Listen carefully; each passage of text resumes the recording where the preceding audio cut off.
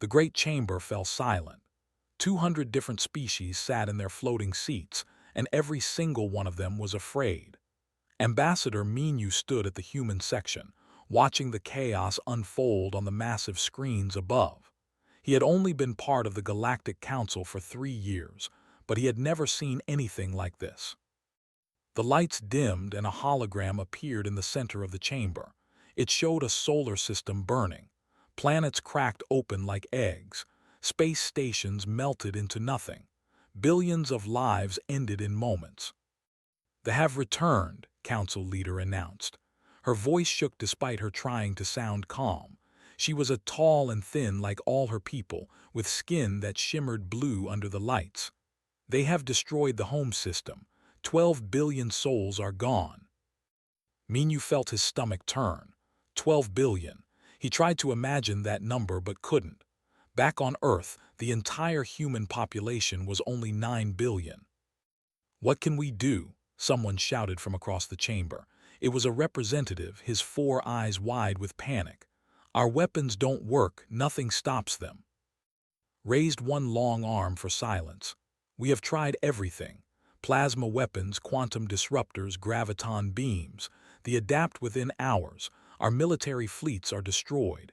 19 species have sent their ships. All 19 fleets are gone." The chamber erupted in noise. Species that had lived in peace for thousands of years now screamed at each other. Some were crying. Others sat frozen in shock. Minu watched them all and realized something terrible. These people had forgotten how to fight. They had grown soft in their peace. He stood and pressed the button to request speaking time. A light appeared above his seat. Noticed, and her eyes narrowed. "The human wishes to speak," she said. The way she said "human" made it sound like a curse word. Minu walked to the center platform. All eyes turned to him. He could feel their disgust. Humans were new to the galaxy, only discovered 40 years ago. Most species thought humans were disgusting. They ate dead animals. They came from a world with crushing gravity. They breathed oxygen, which many species considered poison. "Earth offers military support," Minu said clearly. "We have soldiers, ships, and weapons ready to deploy." Laughter echoed through the chamber. Not happy laughter, but the kind that comes from disbelief and scorn. "Your species," shook her head. "Humans are barely space-capable. Your largest ship would fit inside our cargo vessels. Your weapons are primitive. You still use explosives and metal projectiles." "Desperate times need desperate solutions," Minu replied. He kept his voice steady even though anger burned in his chest. "Our military has experience in—" "Experience in what?" An ambassador interrupted. "Killing each other. We know your history, human. Your species has been at war with itself for your entire existence. You are violent, aggressive, and dangerous. This is a matter for civilized races." Minu wanted to argue but cut him off. "The human offer is noted and rejected. This session is closed. All species must evacuate their border systems. They cannot be stopped. We can only run." The chamber emptied quickly. Representatives fled to their ships, desperate to warn their home worlds. Minu stood alone in the center platform, fists clenched. Around him, screens still showed the destruction. They were spreading, consuming everything in their path. Back in the human quarters, Minu met with his team. His military advisor paced back and forth. The communications officer sat with her head in her hands. "They won't let us help," Minu said. "They called us primitive." "They're going to die," said flatly. "All of them. They won't stop until every living thing in the galaxy is dead." "What are they exactly?" asked. "I've read the reports, but they don't make sense." Minu pulled up a hologram. It showed something that looked like a mix between a ship and a living creature. "They're a hive mind. Millions of organisms connected into one intelligence. They consume biological matter to grow. They adapt to any weapon used against them. 10,000 years ago, they nearly destroyed the galaxy. Then they disappeared, until now." "Why did they come back?" "Nobody knows." Minu stared at the image. "But I know one thing. These council species, they've lived in peace for so long they forgot how to do anything else. They're prey animals, most of them. They evolved on easy worlds with light gravity and plenty of food. They never had to fight to survive. But we did, said quietly. Yes, Minyu nodded. Earth made us strong. Every day on our planet is a fight. Heavy gravity, dangerous animals, diseases, storms, earthquakes. We learned to adapt. We learned to fight. An alarm suddenly blared through the station. Red lights flashed, jumped to her console, and her face went pale. They just destroyed another system, she whispered. The home world's people, they're all gone. Minyu closed his eyes. He thought about face when she had rejected his offer. She had been so certain, so proud. Now her entire species was extinct. Send a message to Earth, he said. Tell them to prepare the fleet. The Council won't ask for our help, but we're going anyway. Sir, if we deploy without authorization, we could be expelled from the Council, warned. Minyu looked at her. There won't be a council if everyone's dead. Get me a direct line to General. It's time to show the galaxy what can do. Outside the station windows, stars flickered and died as the spread across the galaxy. The council races fled in terror, their great civilization crumbling. They had trembled in silence for too long. But the humans were about to take a step forward. General stood in the command center buried deep under the Rocky Mountains. Screens surrounded him showing military bases across Earth and the outer colonies. He had spent 30 years preparing for alien threats. Most people thought he was paranoid. Now those same people were begging him to save them. Status report, he ordered. 50,000 volunteers ready for deployment, Colonel replied. Marines, Navy, Air Force, and Space Corps. We also have civilian volunteers. Engineers, doctors, pilots. Everyone wants to fight. Nodded slowly. 50,000 against an enemy that had destroyed fleets numbering in the millions. The odds were insane, but humans had always done well with insane odds. What about the ships? We have 200 combat vessels ready. The Council species laugh at them, sir. They say our ships are too small, too slow, too primitive. Good allowed himself a small smile. Let them laugh, they'll see soon enough. Across the base, volunteers prepared for war, checked her medical supplies for the 10th time. She was a combat medic, but also she had spent years studying alien life forms, learning their weaknesses. Now that knowledge would be used for war. You know we might all die, right? Her friend asked. Was a surgeon one of the best on Earth? I know, replied. But someone has to go. The Council races can't fight. Their bodies are too weak. Most of them can't even survive 1 g of gravity. If we don't stop everyone dies, including Earth. Do you really think we can win? Was quiet for a moment. I think we're the only ones who have a chance. We're from Earth, a class 12. Do you know how rare that is? Only 0.003% of known planets are that dangerous. We evolved fighting every single day just to stay alive. That has to count for something. In another part of the base, worked on a pile of equipment.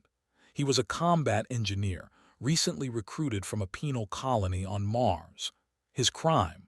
He had hacked military satellites to prove they had weak security. Now that same creative thinking made him valuable. What are you building? A young soldier named asked. Surprises, grinned. The adapt-to-energy weapons, right? So we go old school, kinetic weapons, explosives, things that blow up and can't be adapted to. I'm also working on some nasty biological tricks. That's illegal under galactic law. So is genocide. They don't care about laws, neither should we. In the pilot-ready room, sat in her flight simulator. She had been running combat scenarios for 12 hours straight. Her reflexes were faster than any other pilot in the fleet. Growing up on Earth's 1G gravity had made her body strong and quick. In the lighter gravity of space, she moved like lightning. You need to rest, her squadron commander said. I'll rest when I'm dead, she replied, not taking her eyes off the screen. Show me the attack patterns again. The commander sighed but loaded the data, watched how the ships moved. They were fast and coordinated perfectly because of their hive mind, but they followed patterns. Patterns could be predicted, and predictions could be exploited. 3 days later, the human fleet assembled in orbit around Mars. 200 ships that looked tiny compared to the massive council vessels. But these ships were built different. Heavy armor, redundant systems, weapons that could fire in atmosphere, in vacuum, even in the middle of a star's radiation field. General addressed the fleet over the communications channel. I won't lie to you, most of us will probably die. They have destroyed civilizations that are millions of years more advanced than us. But those civilizations forgot how to fight. They grew soft. We didn't. Earth taught us to be hard. Every disaster, every war, every struggle made us stronger. He paused, looking at the faces on the screens. Young and old, men and women, different races, different nations, all human, all from Earth. The galaxy thinks we're barbaric because we eat meat, because we come from a world that tries to kill us every day, because we still fight wars among ourselves. They call us like it's an insult, but today we show them what really are. We're survivors, we're fighters, and we don't quit. 50,000 voices roared in response. The sound echoed through the fleet. Ambassador Minu watched from the command ship. He had ignored direct orders from the council to stand down. His career was over, but he didn't care. Some things were more important than politics. General, we're receiving a transmission, a communications officer announced. It's from the council. They're ordering us to return to Earth immediately. Ignore it, said. Sir, they're threatening to expel humanity from the galactic community. There won't be a galactic community if we don't fight. Helm, set course for the war zone. Maximum speed. The fleet jumped to faster-than-light travel. Earth disappeared behind them. Ahead lay the war zone where 19 alien fleets had already been destroyed, where they were spreading like a disease across the galaxy. Inside the medical bay, organized her team. Remember, alien biology is different from ours. Their organs are in different places. Their blood might be toxic to us. Wear your suits at all times. And if you get infected with anything, quarantine immediately. What about psychological effects? Someone asked. The reports say they cause fear in other species. They probably will, admitted. But we're human. We've been afraid before. Fear is just another challenge to overcome. In engineering, finished his last modifications. He had loaded every ship with kinetic weapons from Earth's history, missiles with chemical explosives, even old-fashioned bullets. The Council thought these weapons were primitive. That was the point. If these work, I want a full pardon, he joked to his team. If these work, you'll get a medal, replied. Sat in her cockpit, hands on the controls. Her small fighter was attached to the outside of the carrier ship. When they reached the war zone, she would launch. Her mission was simple. Fly fast, hit hard, don't die. She had done it 1,000 times in simulation. Now she would do it for real. The fleet commander's voice came over the intercom. Jump complete. We've entered the war zone. Contact in 10 minutes. Stood and straightened his uniform. Around him, officers prepared for battle. Screens showed the tactical situation. It looked bad. The controlled 70 systems and were expanding fast. All ships battle stations, he ordered. Remember the plan.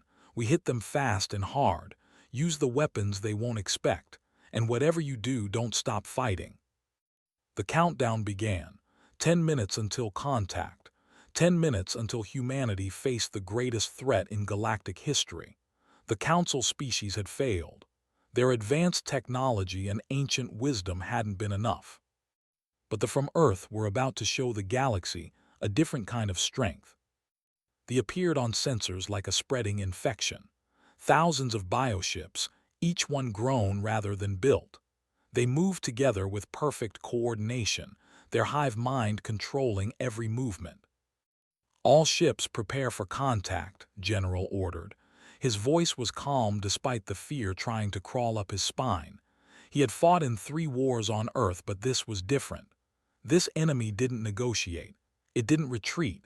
It only consumed. The first ships opened fire. Beams of energy lanced across space, hitting the human fleet. Shields flared and died. 2 ships exploded immediately, but the rest kept coming. Return fire all weapons. The human fleet unleashed everything they had. Plasma cannons, laser batteries, missile pods.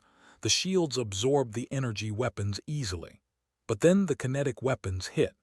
Rounds traveling at a fraction of light speed punched through bioships like they were paper. Chemical missiles exploded, tearing huge chunks out of the enemy formation. On the bridge, Colonel stared at his screen.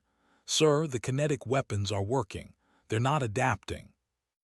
"They've never seen these weapons before," said. "The Council abandoned this technology thousands of years ago. Keep firing." But they were learning fast. They began to shift their formations, moving to avoid the fire. Their numbers were overwhelming. For every ship the humans destroyed, 3 more appeared. "We can't win like this," Minyu said quietly. "There are too many." His jaw tightened. "Then we change tactics, order all ships to close range, ramming speed." "Sir, you heard me. We're going to hit them directly." The order went out. Human ships accelerated toward the fleet at maximum thrust. The alien observers watching from safe distances couldn't believe what they were seeing. "They're insane," an officer whispered. "They're going to crash their own ships." But that was exactly the plan. The human ships were built tough, designed to survive Earth's violent weather and heavy gravity. They slammed into the bioships like hammers. Metal tore through organic matter. Both ships often died in the collisions, but they were learning fear. Nothing in their genetic memory prepared them for prey that charged directly at them. Launched from her carrier in a small fighter. Around her, hundreds of other pilots did the same. They dove into the chaos of battle, their reflexes honed by Earth's 1G gravity making them impossibly fast. "Follow my lead," she transmitted. "Don't fly straight, make them work for every shot." She twisted her ship through a debris field that would kill most alien pilots from the G-forces alone. Human bodies could handle more punishment. Her fighter spun and weaved, missiles streaking behind her. She led them into a cluster of ships and pulled up hard at the last second. The missiles hit the enemy instead. On the medical ship, prepared for casualties. The first wounded arrived quickly. Burns, broken bones, radiation exposure. She worked fast, her hands steady even as the ship shook from nearby explosions. "We're getting reports of boarders," called out. "They're trying to take our ships from the inside." "Let them try," said grimly. "Security teams are ready." In the lower decks, human Marines waited in the dark. The cut through the hull like it was soft cheese. Dozens of creatures poured in, each one a nightmare of claws and teeth and armor. The Marines opened fire. Bullets tore into the creatures adapted their armor, but bullets didn't care about adaptation. They just kept punching holes. They tried to swarm them, but humans had evolved fighting in close quarters. Every Marine had trained for years in hand-to-hand combat. The first to reach a Marine found itself grabbed, spun, and thrown into its companions. The Marine followed up with a combat knife to what looked like a nerve cluster. The creature died screaming.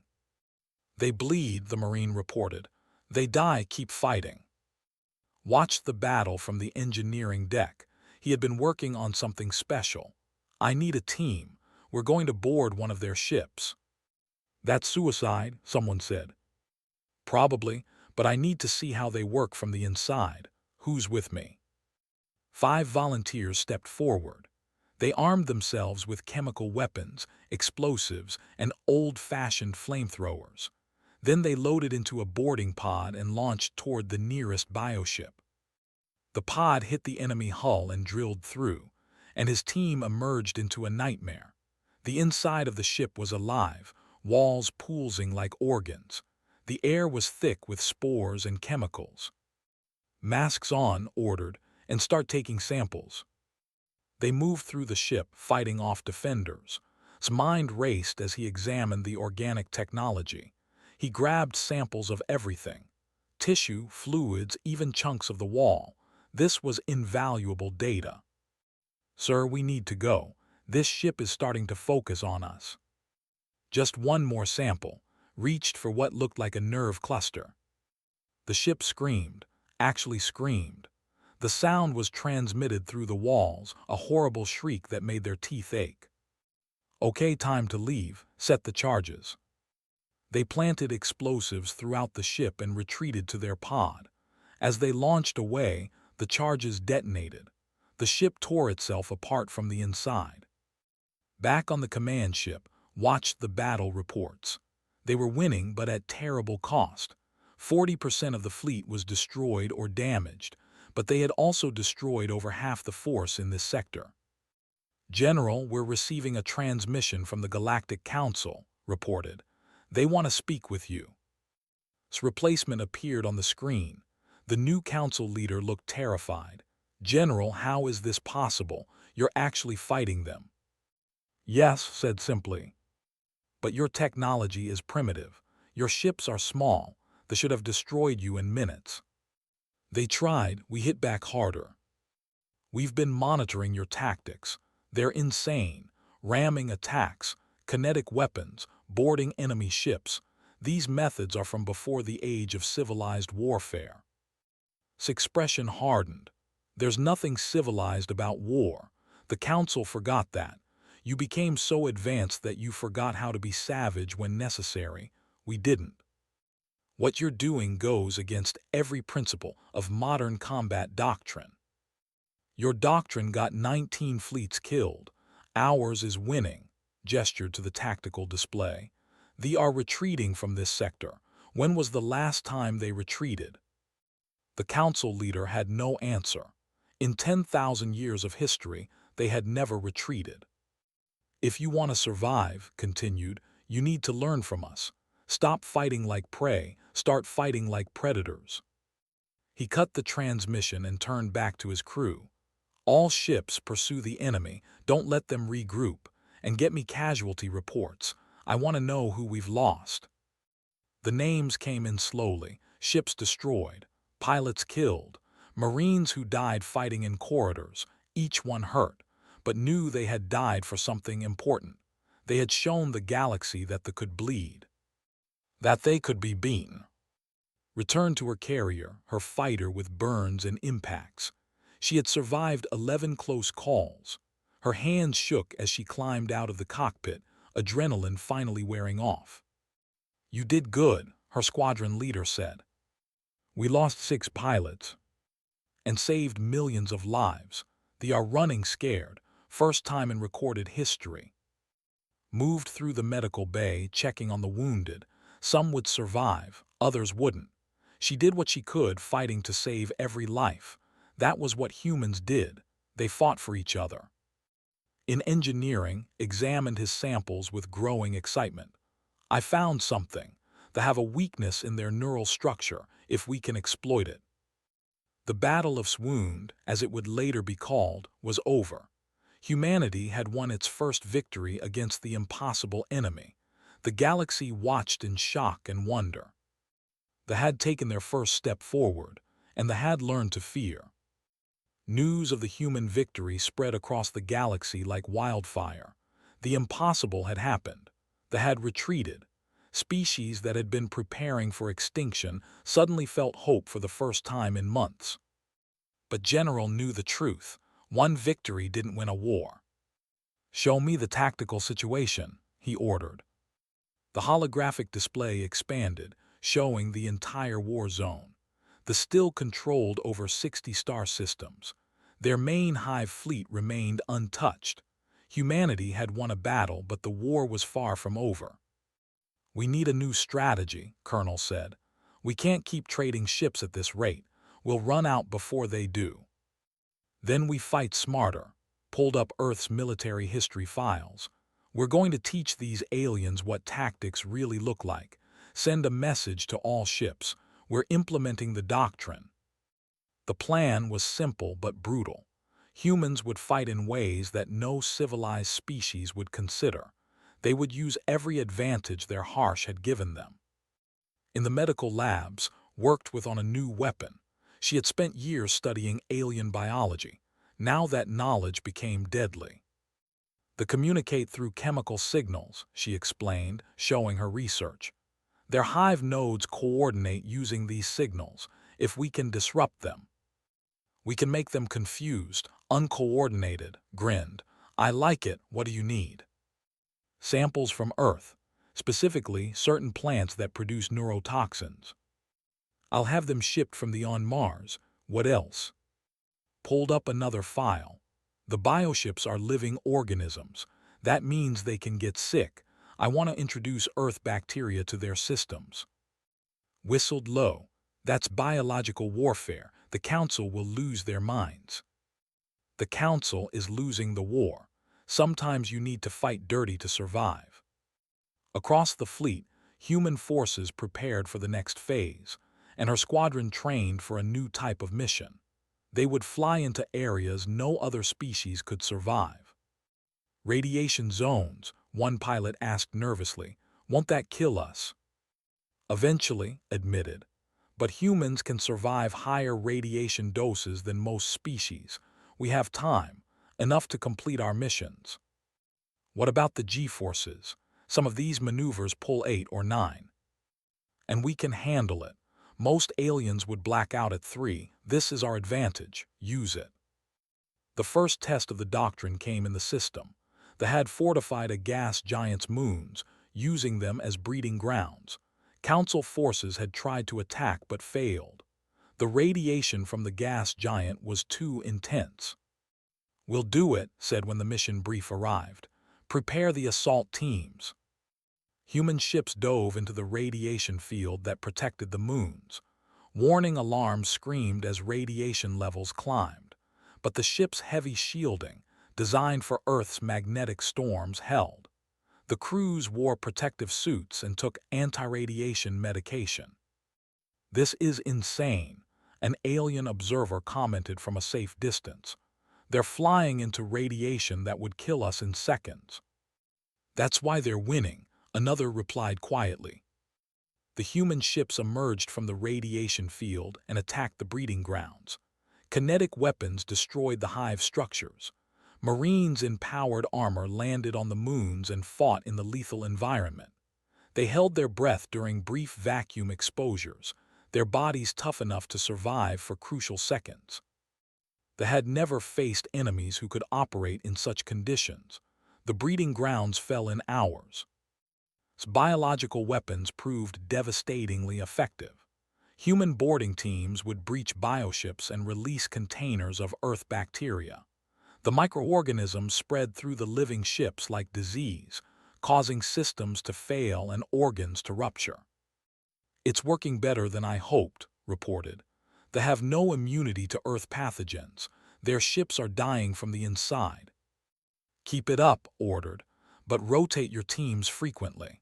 I don't want anyone getting too much radiation exposure. Sir, about that, hesitated. Some of the teams are volunteering for multiple missions even though they've hit their radiation limits. Order them to stand down. They won't listen, sir. They say the mission is too important. Closed his eyes. He knew that feeling. The willingness to sacrifice everything for the greater good. It was very human and very dangerous. Led a squadron on a suicide run through a formation.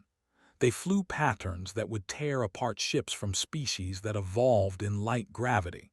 She pulled maneuvers that generated forces strong enough to make her vision gray at the edges, but she kept flying. Brake right, someone screamed over the radio. She twisted her fighter through a gap barely wide enough for her ship. 3 vessels collided trying to follow her. She looped back and fired missiles into the wreckage.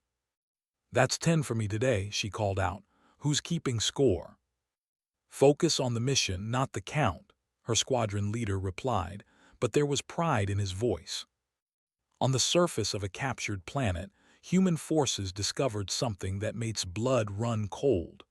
They were experimenting on captured aliens, trying to understand their biology. The survivors were barely alive, their minds broken. "Can we save them?" a Marine asked. "Examine the victims. Most were too far gone, but a few might survive with intensive care. Get them to the medical ships, now." As they evacuated, the survivors found research data. They had been studying council species for weaknesses, learning how to kill them more efficiently. But there was also data about humans.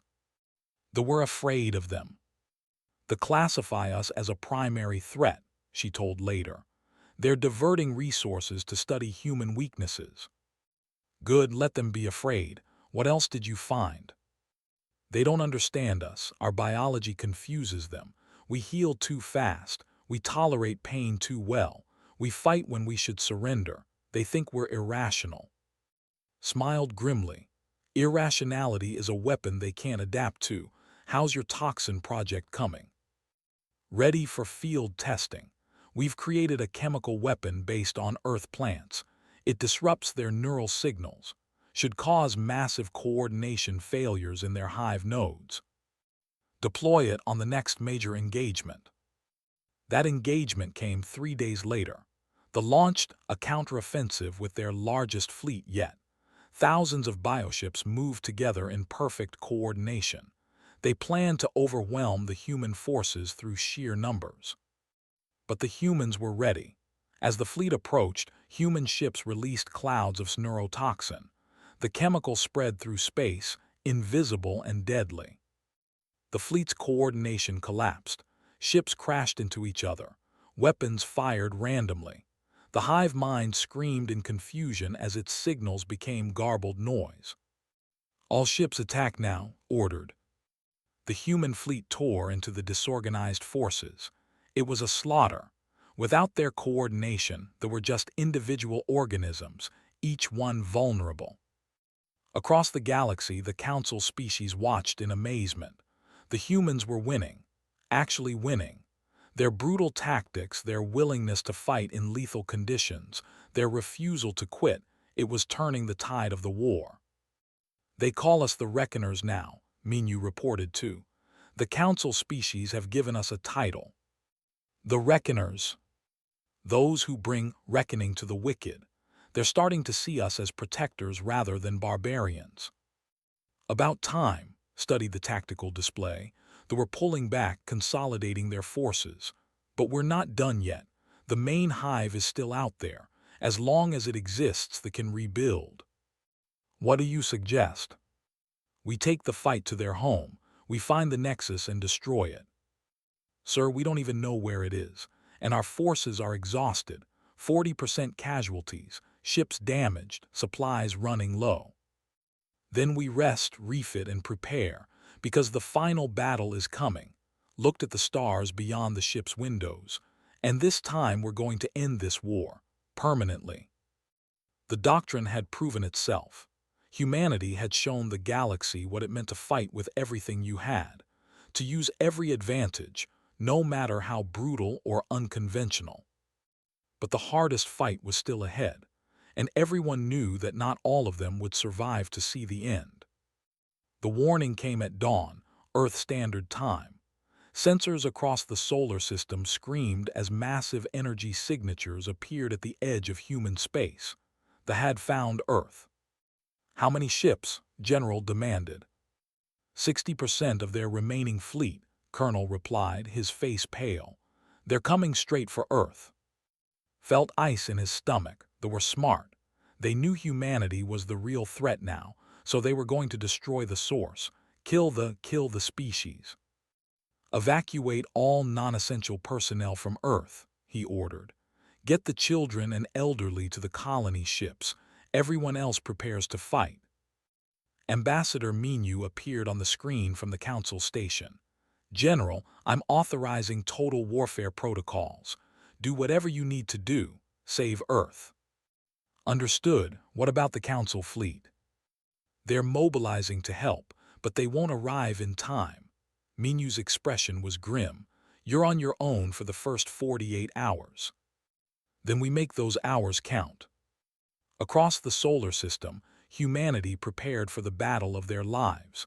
The asteroid belt became a minefield. Jupiter's radiation belts were weaponized. Even the sun itself would become part of Earth's defense.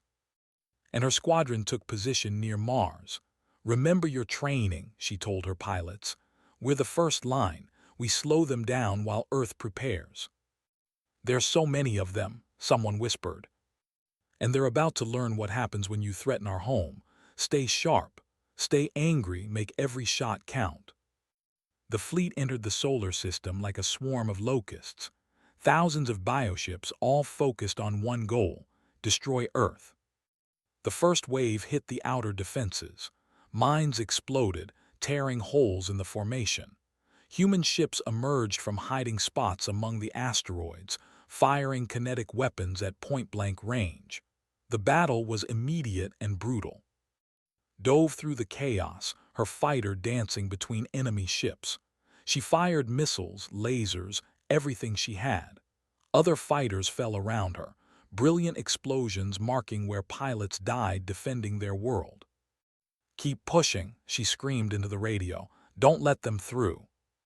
But there were too many.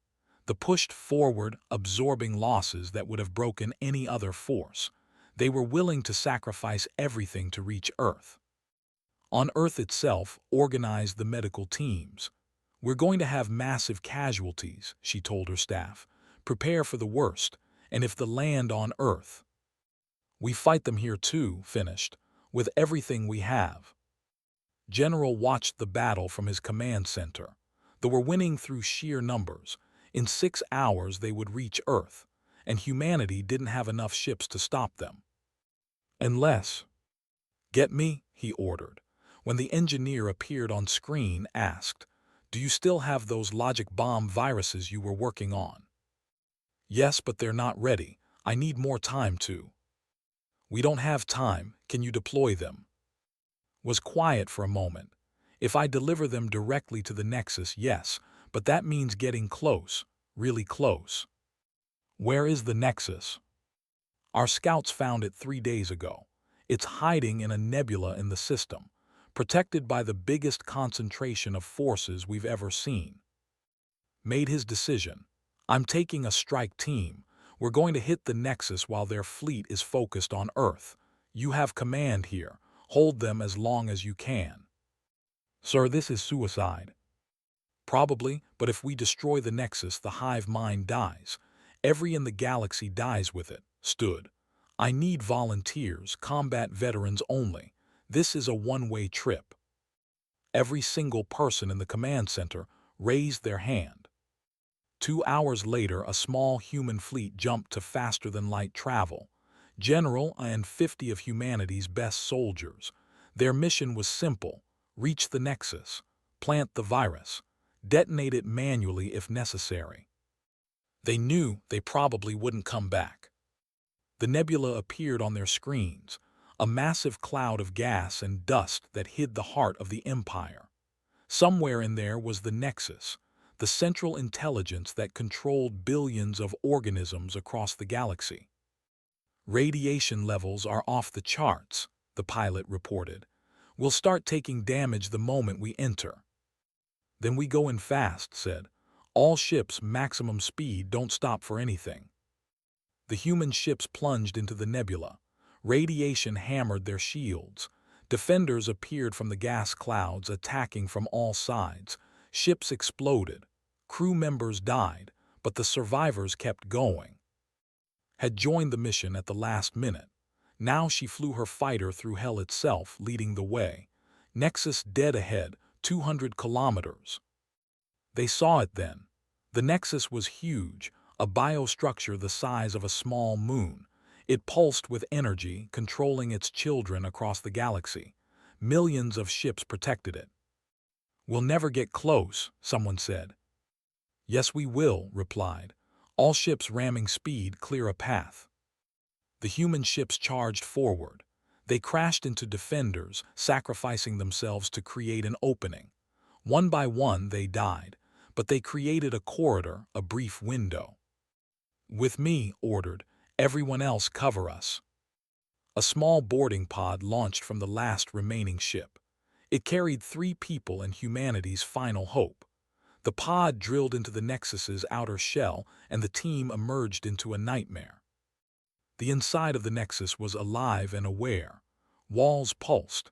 The air was thick with spores, and the intelligence behind it all was vast and ancient and angry. Injected herself with stimulants to fight off the toxic environment, carried the virus in a heavily shielded container, led the way with a weapon in each hand.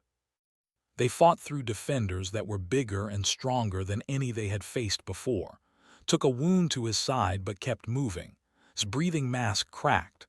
His leg was broken, but they pushed forward. Finally, they reached the core. A massive organic computer, the brain of the hive, pulled out the virus container with shaking hands. "I need 10 minutes to integrate it," he said. "You've got 5, work fast." And held the entrance while worked, poured in like a flood. They fired until their weapons ran dry. Then they fought with knives in bare hands, felt his strength fading. Beside him collapsed. "Done," shouted, "but the manual detonation switch is broken. Someone needs to stay and activate it from here." Looked at his team, was barely conscious, could barely stand. They had given everything already. "Get them out," he told. "Get back to the pod." "Sir." "That's an order, tell Earth," smiled sadly. "Tell them we did it." Dragged toward the exit. The last thing he saw was General standing alone in the heart of the enemy, his hand on the detonation switch. Waited until he was sure they were clear. Then he activated the virus. It spread through the Nexus like fire, corrupting the hive mind's code. The screamed, a sound that echoed through the nebula. "For Earth," whispered, and pressed the final button. The explosion vaporized the Nexus and everything around it. The shockwave spread across the galaxy at faster-than-light speeds, and everywhere, simultaneously, the died. Ships stopped moving. Soldiers collapsed. The hive mind that had terrorized the galaxy for thousands of years ended in a single moment. On Earth, the attacking fleet suddenly went dark. Dead ships drifted in space, and the surviving pilots stared in disbelief. "They're all dead," she whispered. "All of them, we won." The celebration that followed was muted. Too many had died. General, thousands of soldiers, entire ships and their crews, but Earth was saved, and so was the galaxy. 3 months later, Ambassador Minu stood before the Galactic Council. The chamber was full again, species that had fled now returning to rebuild their civilization. "The Council wishes to offer humanity a formal apology," the new Council leader said. "We called you barbaric. We rejected your help. We were wrong." "You were scared," Minu replied gently. "Fear makes people do foolish things. We understand. We also wish to offer humanity a leadership position in the new Council, and we have a request. The galaxy needs protectors, defenders who won't run when things get hard. We want humans to form a defense force, to protect all of us." Minu thought about and all the others who had died, about what they had fought for. "We'll do it, but on one condition. You have to learn from us. Learn to fight. Learn to be strong. Because next time we might not be here to save you." "Agreed. What will you call this defense force?" Minu smiled. "The Terran Defense Corps, protectors of the galaxy, trained by." Back on Earth, a monument was built. It listed the names of everyone who died in the war. At the top was General's name. Beneath the names, an inscription. They trembled in silence. But when they stepped forward, the silence became a roar that echoed across the stars. Stood before the monument, her hand resting on the cold stone. Around her, other survivors gathered, with her scars, with his limp. Thousands more who had fought and survived. "Will we ever have to fight like that again?" someone asked. "Maybe," replied. "But if we do, the galaxy will know who to call. Not because we're the strongest but because we're the ones who don't quit. And we protect our own." Above them, ships of the new Terran Defense Corps launched into orbit. humanity's children heading to the stars, ready to defend a galaxy that had once feared them but now called them heroes. The war was over, but the watch had just begun.